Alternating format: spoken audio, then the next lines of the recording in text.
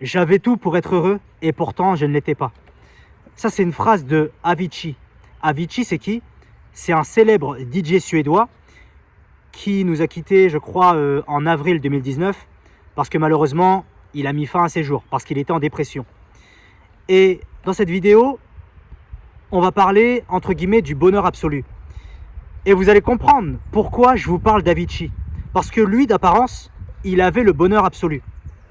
Mais avant d'aborder cette thématique, je vais te demander une chose, c'est de liker, de t'abonner et n'hésite pas à partager. Un soutien en plus, ça fait toujours plaisir. Donc, on y va, c'est parti.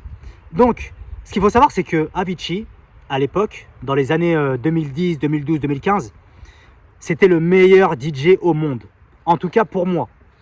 Ou alors, il faisait partie du top 3. Ça dépend des goûts, parce que tu avais aussi Hardwell, David Guetta, tu avais Martin Garrix, etc. Mais pour moi, Avicii, c'était le meilleur DJ au monde. D'ailleurs, c'est lui qui m'a fait aimer l'électro. Mais bon, là, c'est pas le sujet. Mais pourquoi je te parle de lui? Parce que lui, d'apparence, il avait tout.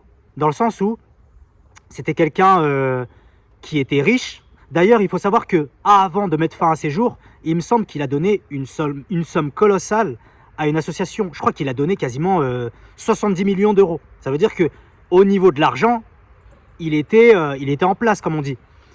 Voilà, il était jeune, blond, plutôt beau gosse. Je pense qu'il avait les meufs qu'il voulait.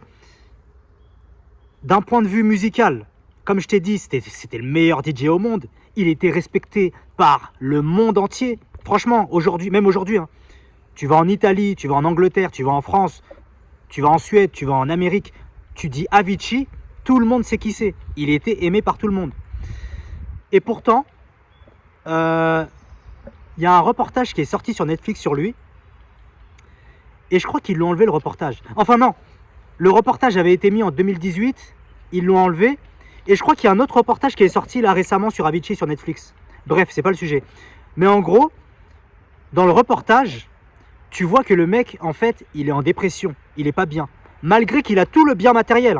Comme je t'ai dit, il est riche, il est beau, machin, etc. Et en fait, le reportage, c'est une immersion dans sa vie. Ça veut dire que on le voit au quotidien, comment il prépare ses tournées, comment il prépare ses concerts, comment il prépare ses musiques, on le voit au studio, etc., etc. Et tu vois que malheureusement, toute la journée, il est en PLS. Ça veut dire qu'il ne se sent pas bien, il a un mal-être intérieur. Lorsqu'il monte sur scène pour faire un concert, il faut savoir qu'il doit être alcoolisé, ça veut dire qu'il doit boire, parce que sinon, il n'arrive pas à monter sur scène. Et on voit que malgré qu'il a tout, d'un point de vue extérieur, il a... Ouais, j'avais oublié ça aussi.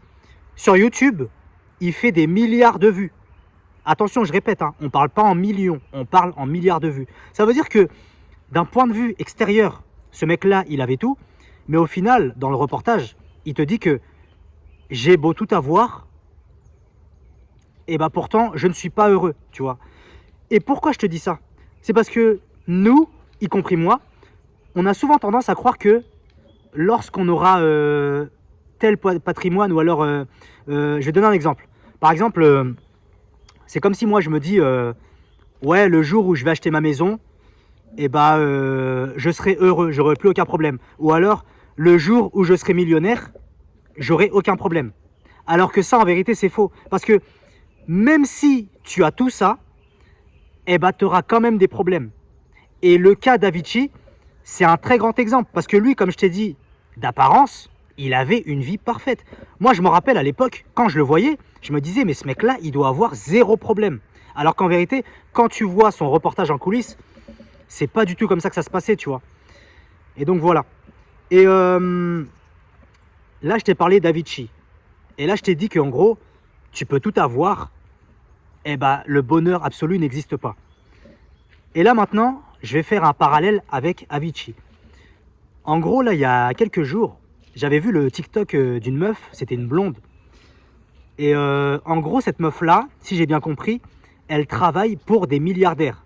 À mon avis, ça doit être sur des bateaux ou un truc comme ça. Je crois qu'elle n'avait pas détaillé, mais à mon avis, c'est sur les bateaux. Tu es là, tu fais serveur, etc. Et ce qu'il faut savoir, c'est qu'à un moment, il y a un milliardaire qui s'est confié à cette meuf-là. Et cette meuf-là, c'était une Française. Enfin, en tout cas, elle parlait français, elle était blanche et tout ça, donc je pense qu'elle était française, bref. Et en gros, cette meuf-là, elle expliquait que quand elle parlait avec le milliardaire, et ben le milliardaire lui disait la même chose qu'Avicii. Il lui disait en gros, j'ai tout pour être heureux, dans le sens où il disait, le milliardaire disait, je suis milliardaire, j'ai tout, mais je m'ennuie. Parce que tellement que j'ai tout, ça veut dire qu'il a une fortune, enfin, ouais, il est multimilliardaire, il doit avoir toutes les femmes qu'il veut, il a tout ce qu'il veut, et ben en fait, il n'a plus aucun sens dans sa vie. Dans le sens où, là, il est arrivé au sommet de la pyramide, parce qu'il est multimilliardaire, et il expliquait à la meuf qu'en gros, il était triste. Et c'est pour ça que, pourquoi je t'ai donné l'exemple d'Avicii et du milliardaire, c'est pour te dire que toi-même, même si demain tu as tout, c'est-à-dire que tu es populaire, tu es milliardaire, tu as la santé, peu importe, et ben sache que le bonheur absolu n'existe pas. Et c'est pour ça qu'en fait, il faut se contenter de ce qu'on a. Et là, regarde, hein, je vais te donner un dernier exemple. Parce que ce qu'il faut savoir, c'est que l'être humain se lasse de tout. Ça veut dire que tu peux tout avoir. Au bout d'un moment, en fait, tu vas te lasser. On se lasse de tout. Et tu vas comprendre pourquoi on se lasse de tout. Là, je vais te donner un dernier exemple. À un moment, j'avais vu le screen d'une meuf. Et cette meuf-là, c'était une Américaine. En gros, elle venait de Miami. Et ce qu'il faut savoir, c'est que cette Américaine-là, elle avait voyagé à Paris. Elle avait voyagé pendant une semaine. Et donc, voilà, comme tu le sais très bien, les étrangers, quand tu leur parles de Paris, en gros, c'est la ville lumière. Enfin, c'est vraiment... Paris, c'est la meilleure ville du monde, tu vois. Enfin, si tu vas voir un Coréen, un Américain ou un Espagnol ou quoi, Paris, pour lui, c'est voilà, c'est le summum. Bref. Et en gros, regarde bien. Hein. Donc, comme je t'ai dit, la meuf de Miami, elle était venue à Paris une semaine. Et là, quand elle est retournée à Miami, elle a mis un post, donc je crois que c'était sur Twitter, elle a dit un truc du genre « retour à la réalité ». Dans le sens où, là, je vais retourner à Miami, dans ma vie de merde. En gros, c'est ça qu'elle voulait dire, retour à la réalité. Mais t'as vu, toi qui me regardes, là, je parle à ceux, par exemple, qui habitent en France. Parce que là, toi, si tu regardes cette vidéo depuis Miami, tu vas comprendre ce que je veux dire. Mais par exemple, toi, en tant que Français, moi, par exemple, voilà, je suis à côté de Paris. Du coup, Paris, j'y vais souvent. Et donc, j'ai l'habitude. Et du coup, quand je vais à Paris, ça me fait plus rien parce que j'ai l'habitude d'y aller. Du coup, je me suis lassé de Paris. Mais demain, si moi-même, je vais à Miami, tu vois, là où la meuf, elle habite, c'est sûr, je vais être archi content parce que ce truc, je le connais pas. Tu vois ce que je veux dire? Et donc, quand je vais passer, par exemple, une semaine à Miami, je vais être tout content et tout ça. Et ben, lorsque je vais revenir en France, peut-être que je vais mettre un tweet du genre retour à la réalité, retour à ma vie de merde, retour à Paris. Alors qu'en vérité, Paris, c'est une bonne ville. Mais vu que l'être humain se lasse de tout, ça veut dire que moi, vu que j'ai l'habitude d'être à Paris, et ben pour moi, Paris, c'est une ville, c'est pas que c'est une ville de merde, mais en gros, vu que je suis habitué, enfin, ça me fait plus rien. Et c'est pour ça que quand la meuf de Miami, elle a tweeté genre retour à la réalité, retour à Miami, il y a plein de Français en commentaire qui ont commenté le screen et ils ont dit mais elle est malade ou quoi? Moi, franchement, tu me mets à Miami, j'aurai aucun problème. Alors que c'est faux. Parce que, imaginons, regarde, là je vais te donner un exemple, parce que peut-être j'ai pas été assez clair. Imagine que demain, moi, j'habite à Miami. Ça veut dire que je prends l'avion, je vais à Miami. Et je me dis, ok, maintenant, vu que je vis à Miami, j'aurai plus aucun problème.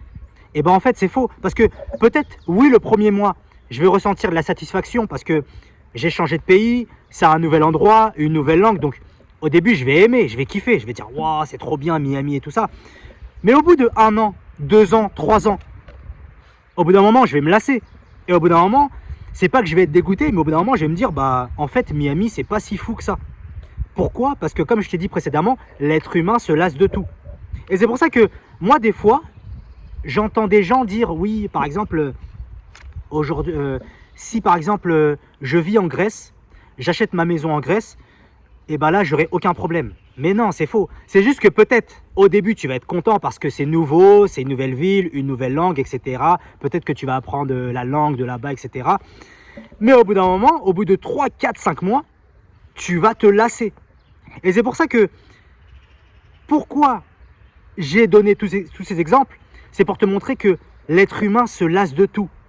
Et regarde bien, là je vais te donner un dernier exemple, et là je pense que tu vas comprendre, pour que ça soit bien clair. On va prendre Gérard Piqué. Gérard Piqué, c'est qui? C'est un footballeur professionnel. Et ce qu'il faut savoir, c'est que ce mec-là, il a tout gagné. Il a gagné des trophées, il a gagné la Coupe du Monde, la Ligue des Champions. C'est une légende du football. Et à un moment, il n'y a pas longtemps, il a fait une interview où il se plaignait des entraînements. Il disait en gros, oui, nous, être footballeur, c'est compliqué parce que tu dois constamment t'entraîner tous les jours. Et en gros, oui, en gros, leur entraînement commence à 10 h et tu finis à 13 h. Et il y en avait plein en commentaire qui s'offusquaient. Ils disaient, oh là là, mais pourquoi il dit ça? C'est un multimillionnaire, il joue au Barça, enfin, il joue au FC Barcelone. Pourquoi il se plaint? Il est fou, quoi, nanani, nanana. Et quand j'ai vu tous ces commentaires-là, je me suis dit, ça, c'est des gens qui réfléchissent pas. Regarde bien. Hein. Maintenant, toi, regarde, hein, mets-toi à la place de Gérard Piqué. Imagine que toi, ça fait par exemple 10 ans, tu es footballeur professionnel. Tu as l'habitude de recevoir des salaires de, je sais pas, 500 000 euros par mois, voire 1 million, 2 millions, peu importe. Et pendant 5 ans, tu reçois ces salaires-là. Et bien au bout d'un moment, qu'est-ce que tu vas ressentir? Tu vas ressentir la lassitude. Et c'est ça que les gens ne comprennent pas.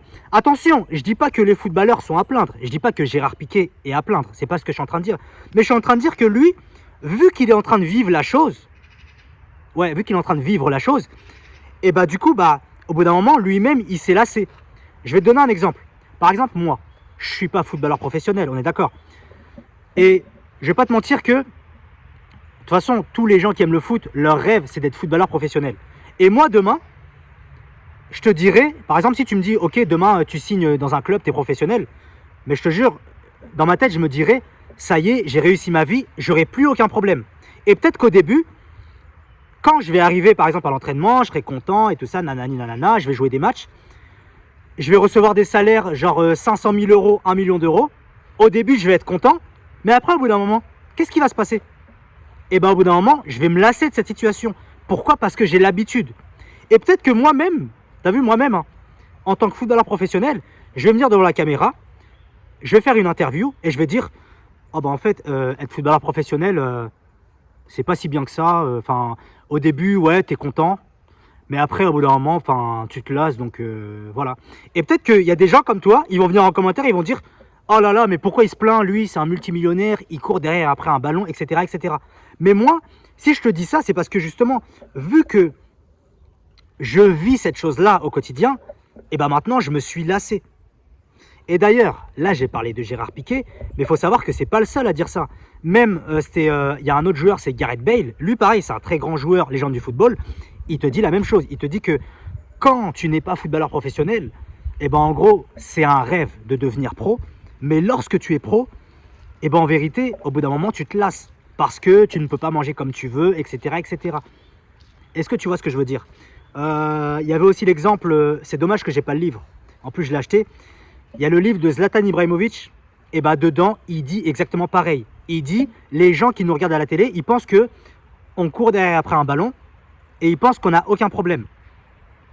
Et lui, il te dit que bah non, au bout d'un moment, tu te lasses, au bout d'un moment, ça saoule de s'entraîner, etc., etc. Et lui, il te dit la même chose que Bale et Piqué.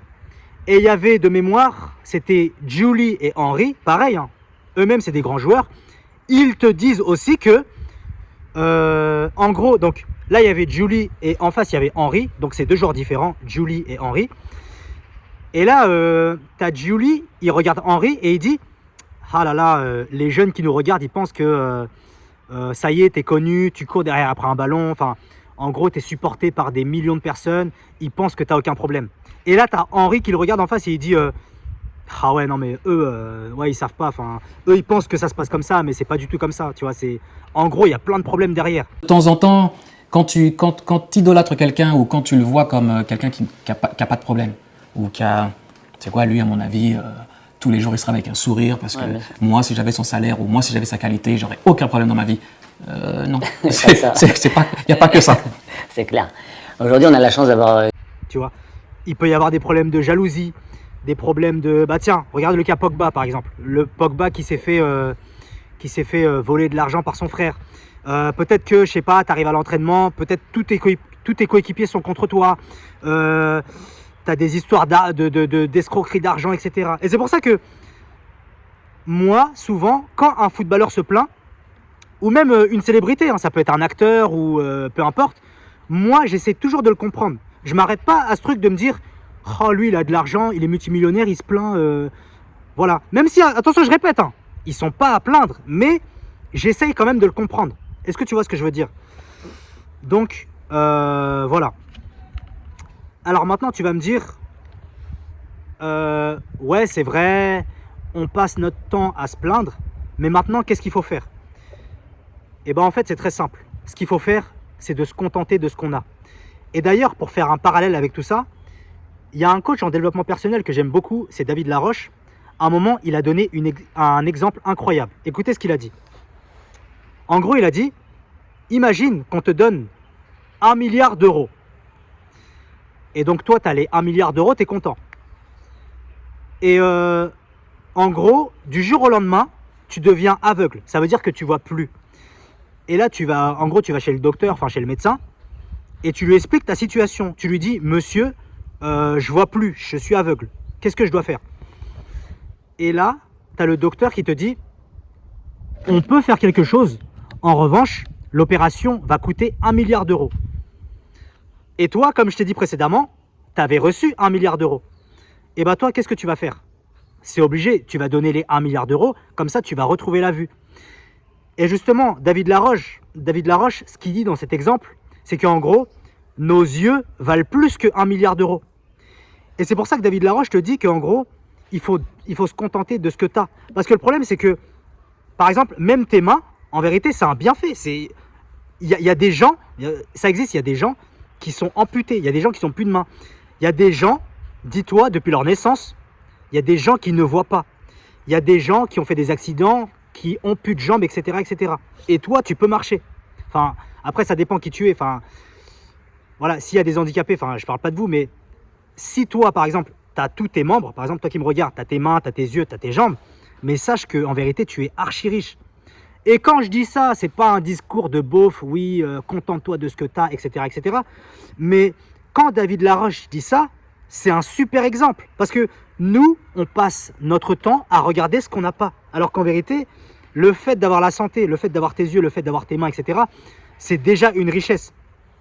Et c'est pour ça que ce que je veux dire par là, c'est que contente-toi de ce que tu as.